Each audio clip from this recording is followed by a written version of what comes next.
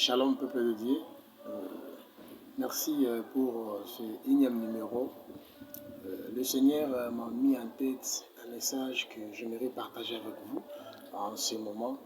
En fait, comme je vous ai dit la fois passée, on a parlé sur le temps de la fin. Bien aimé, je pense que Dieu nous a tous enseignés. Nous avons compris son message et les soucis que Dieu a pour que son peuple ne soit pas perdu. Bien aimé, aujourd'hui, je vais vous lire un passage biblique qui va nous permettre à essayer un peu de voir ce qu'est la pensée de Dieu pour son peuple.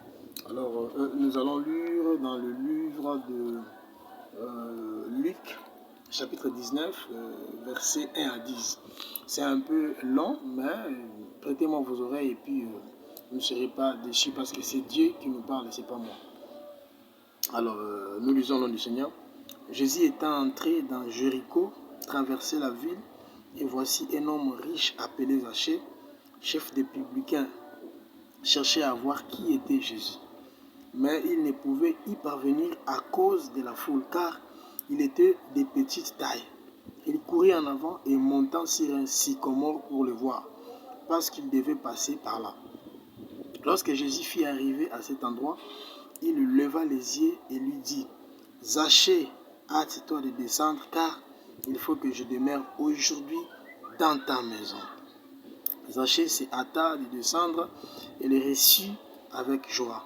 Voyant cela, tous murmuraient et disaient, « Il est allé loger chez un homme pécheur. » Mais Zachée, se tenant devant le Seigneur, lui dit, « Voici, Seigneur, je donne aux pauvres la moitié de mes biens, et si je fais tort à quelque chose, et si je fais tort à quelqu'un, je lui rends le quadruple. » Jésus lui dit, « Le salut est entré aujourd'hui dans cette maison, parce que celui-ci est aussi un fils d'Abraham, car le Fils de l'homme est venu chercher et sauver ceux qui étaient perdus. » Bien-aimés dans le Seigneur, nous avons tous compris cette portion d'écriture. Le Seigneur, qu'est-ce qu'il voulait nous dire par ici?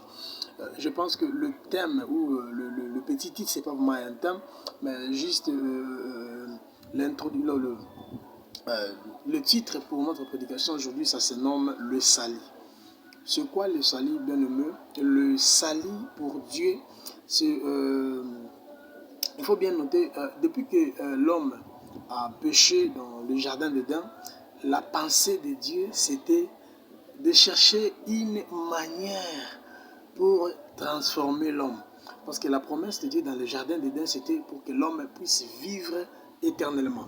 Dieu a créé l'homme avec la pensée de vivre éternellement. C'était une nouvelle expérience de vie. Donc Dieu a vu que tout ce qui était dans le ciel était OK, parfait. Alors il s'est dit, je dois maintenant créer l'homme. Voilà pourquoi quand vous lisez dans le livre de Genèse où Dieu dit, créons l'homme à notre image. Ça dit quoi? Il y avait déjà l'existence avant toute chose. Mais Dieu a pris l'option de créer l'homme en son image pour que celui-ci puisse vivre, régner et dominer. Comme ça, il va expérimenter une vie en dehors du paradis, voir comment cela pouvait évoluer. Et alors, depuis que l'homme a péché, depuis que l'homme a perdu ses saluts, l'Éternel Dieu n'a pas croisé les bras. Il a tout le temps, tous les jours cherché à ce que l'homme puisse revenir en lui pour qu'il trouve le salut, pour qu'il retrouve la vie éternelle qu'il lui avait promis. Voilà pourquoi Dieu a pris la décision que l'homme ne pouvait plus vivre éternellement sur cette terre, mais plutôt il pouvait être racheté pour aller vivre éternellement dans sa présence. Ici, nous voyons la vie de Zachée. Zachée, c'est quelqu'un qu'on a considéré à l'époque un homme riche. La Bible dit un homme riche. Bien aimé, la richesse que la Bible dit, la richesse dont fait allusion à la Bible ici, c'est par rapport aux acquis. Ce que Zachée possédait financièrement, ce qu'il possédait, on ne sait pas moi, c'était de la bonne ou de la mauvaise manière, je ne sais pas, mais la Bible dit c'était un homme riche. Un homme riche rempli de biens, un homme riche qui... Prenez l'exemple des gens aujourd'hui, vous avez un homme riche dans votre quartier, votre avenue, votre commune, je ne sais pas moi. souvent, ces gens-là ont tendance à abandonner la parole de Dieu. Ils ne s'accrochent pas à Dieu parce qu'ils se disent, bon, avec tout ce qu'ils ont déjà, qu'est-ce qu'ils vont aller chercher à l'église? Apparemment, ceux qui prient, ce sont nous qui manquons encore des choses. Ça, c'est leur analyse, hein. Ce n'est pas ce que Dieu dit. Alors, la Bible considère Zachée comme étant un homme riche. Alors, malgré la richesse de Zachée, il a entendu parler de Jésus. Il a entendu parler de quelqu'un. Je ne sais pas moi qu'est-ce qui a motivé Zachée d'aller croiser Dieu. Mais attention, quand vous lisez le chapitre 10, le verset 10 de ces chapitres, la Bible dit c'est aussi un fils d'Abraham. Oh là là, que Dieu soit loué. Un fils d'Abraham. Pourquoi est-ce que la Bible qualifie, la Bible parle de la sorte? Elle me dit, il est aussi le fils d'Abraham. Oui, bien aimé, laisse-moi vous encourager, laisse-moi vous motiver, laisse-moi vous dire davantage. Vous savez, le fils de Dieu, l'élu de Dieu, celui que Dieu a choisi, ne se perd jamais. Vous connaissez, Zachée était un homme riche, bourré de fric, beaucoup d'argent, mais une chose, il lui manquait la vie éternelle. Il lui manquait, il s'est dit, bien que j'ai tout gagné, je possède les pouvoirs, je possède la richesse, je possède de l'argent, je possède le serviteur, tout cela, mais il lui manquait quelque chose. Voilà pourquoi Zachée a fait l'effort d'aller rencontrer son Seigneur sans faire, sans avoir tout autour de lui de serviteurs. Zachée est allé voir le Seigneur parce qu'en quelque sorte, bien aimé, les choses de Dieu, le salut, on les trouve seuls face à Dieu. Le salut ne vient pas dans là où il y a des gens qui murmurent. Le salut ne vient pas dans les désordres. Le salut, on doit l'obtenir, bien aimé. Et comment est-ce qu'il faut obtenir le salut? C'est par un sacrifice. Vous voyez la vie de Zachée. Zachée, il est allé voir Jésus. Je ne sais pas ce qu'il avait en tête, mais il voulait néanmoins voir Jésus. Il s'est dit non, en tout cas, aujourd'hui je vais voir Jésus. Il est allé, le premier obstacle pour Zachée, c'était la foule. Il y avait beaucoup de gens. D'abord, sa taille, la taille de Zachée, la taille de Zachée constituait un obstacle pour lui, ce qui pouvait l'empêcher de ne pas voir Christ. Mais Zachée ne s'est pas contenté de sa taille. Bien aimé, qu'est-ce que toi tu traverses aujourd'hui? Peut-être que tu as la même situation que Zachée, mais qu'est-ce qui fait que tu ne puisses pas te convertir? Est-ce parce qu'il n'y a pas une église sur ton avenue? Est-ce que c'est parce qu'il n'y a pas, parce que tu n'as pas de temps, tu travailles tous les jours? Mais Zachée s'est sacrifié, il s'est dit, il a couru le risque. Il a couru le risque, il s'est dit non, je vais monter sur l'arbre, cet arbre de sycomore. Oui, monter c'est quoi, bien aimé? Vous voyez, les choses de Dieu ne s'obtiennent pas au hasard. Les choses de Dieu ne s'obtiennent pas sans sacrifice. Si vous ne voulez pas vous sacrifier pour avoir le salut, bien aimé, vous irez en enfer. Ça, je vous le dis et je vous le confirme. Vous devez vous conformer à la parole de Dieu. Vous devez vous sacrifier. Vous devez accepter de vous humilier. Zachée fut un homme riche. Il avait toute la richesse. Il pouvait se dire non, je reste à moi à la maison.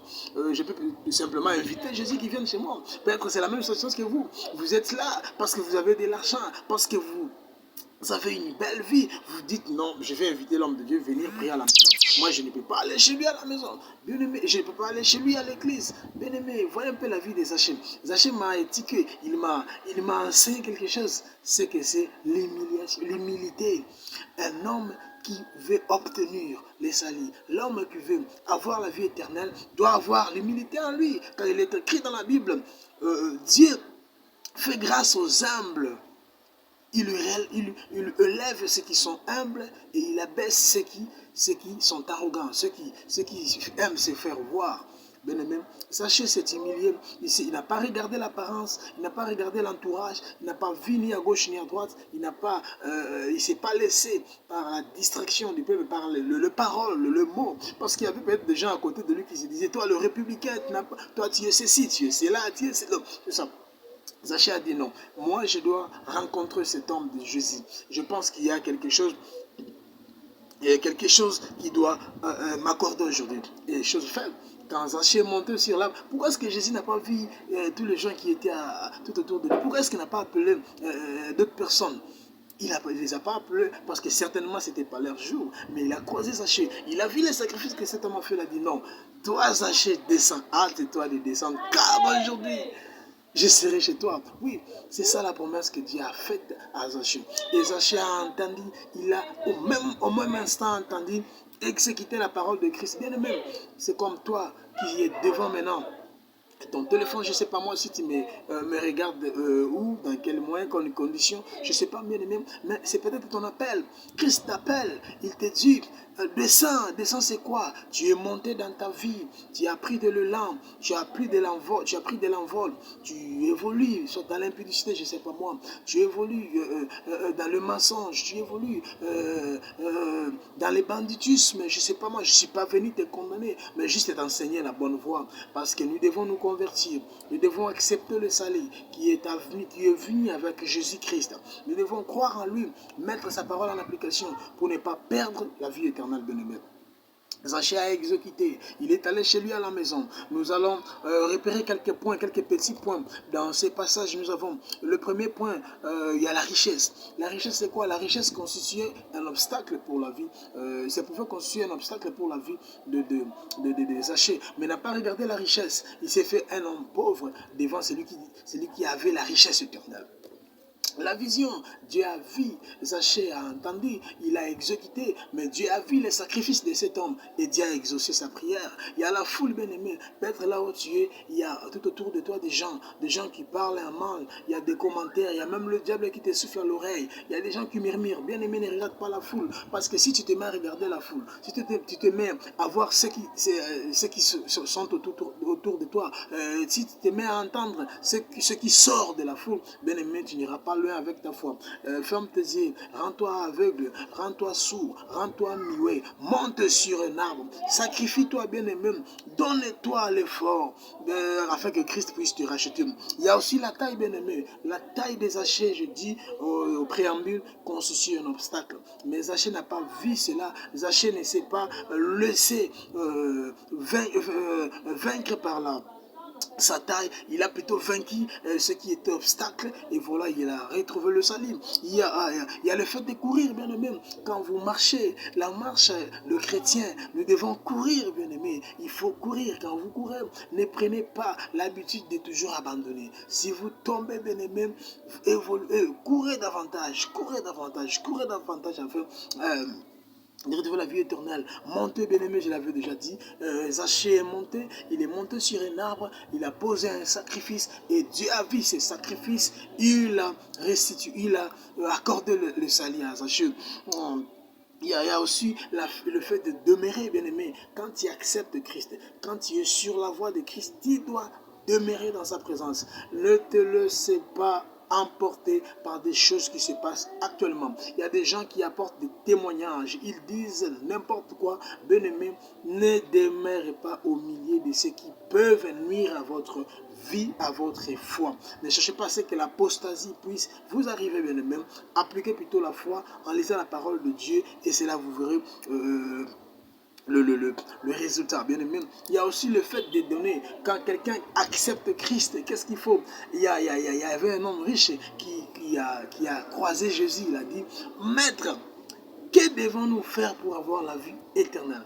Parce qu'il s'est dit, il observait la parole de Dieu. Dieu a dit, il faut respecter les Écritures. Il a dit, mais moi, toute ma vie, je ne fais qu'observer à la lettre la loi établie en Dieu. Alors Christ a dit, si c'est comme ça, tu n'as qu'à partager tes biens aux pauvres. Vous savez la réaction de ces jeunes hommes, de ces riches? Qu'est-ce qu'il a fait? Il n'a pas fait comme Zachée, mais plutôt, il s'est retiré de Jésus. Pourquoi? Parce qu'il ne savait pas partager, il ne savait pas se séparer de ces manteaux qu'il a portés. Il se disait, si je distribue, je partage mes biens aux pauvres, mais alors, qu'est-ce que moi je vais rester? Qui deviendrai-je? Bien aimé, parce qu'il ne savait pas. Les salis n'étaient pas venus pour lui. Mais cet homme des achats a accepté de partager. Il a donné aux pauvres, il a restitué, bien aimé. Il faut avoir aussi l'habitude. Il faut avoir l'habitude de toujours te débarrasser des choses qui ne te concernent pas, de rendre les choses qui ne vont pas attirer la gloire de Dieu sur toi, bien aimé. Il y a les salis, il y a aussi le fait d'être sauvé. Et cet homme des achats a croisé Christ. il a retrouvé sa vie et Christ l'a sauvé. Bien-aimés dans le Seigneur, nous sommes arrivés à la fin de notre numéro d'aujourd'hui. Je vous exhorte comme la fois dernière. Je vous ai parlé du temps de la fin. Je vous ai exhorté, le Saint-Esprit nous a tous exhortés. Je suis venu aujourd'hui encore vous dire par rapport au salut, qu'est-ce qu'il faut faire pour retrouver le salut? Quels sont les points essentiels qu'un homme qui recherche Christ doit normalement en tirer compte? Bien aimé, il faut prendre en compte tous ces points, le mettre en application, accepter de faire de Jésus votre priorité et lui fera à ce que vos désirs se matérialisent et soient accomplis dans sa volonté. Que le Seigneur vous bénisse, bien-aimés. C'est toujours l'évangéliste Henri Mokuba. Je suis là et à chaque fois l'Éternel nous mettra quelque chose en tête. Nous ne manquerons pas de le partager avec son peuple. Je ne suis pas seulement en train de vous enseigner, je m'enseigne aussi moi-même. Parce qu'à l'heure actuelle, des choses qui sortent de ma bouche, ça ne vient pas de moi. Je suis en train de dire, mais après la diffusion de cette vidéo, je serai moi-même là, en train aussi de voir, d'entendre ce que Dieu a dit, pour que cela soit aussi bénéfique pour moi. Je vous bénis, que toutes les choses soient meilleures pour vous. Fermons le jeu, je vais prier. Père éternel, nous avons aujourd'hui entendu parler du salut, Seigneur. Tu nous as enseigné le salut et tous les concepts importants à ce qu'un homme doit normalement manifester pour obtenir ce salut. Seigneur, aide-nous, parce que nous ne voulons pas vivre loin de ta présence. Nous voulons vivre avec toi, marcher avec toi. Que le Saint-Esprit éclaire l'intelligence de tout et chacun de nous, qui nous apporte la paix, la joie, la sécurité, l'assurance, afin que nous ne nous accrochions pas aux choses qui vont nous amener dans la perdition, mais plutôt nous accrocher aux choses qui vont nous amener dans la vie éternelle. Merci pour tout, au nom de Jésus. Amen. Bénis son peuple, soyez bénis au nom de Jésus. Amen. Allez, bye bye, au prochain numéro.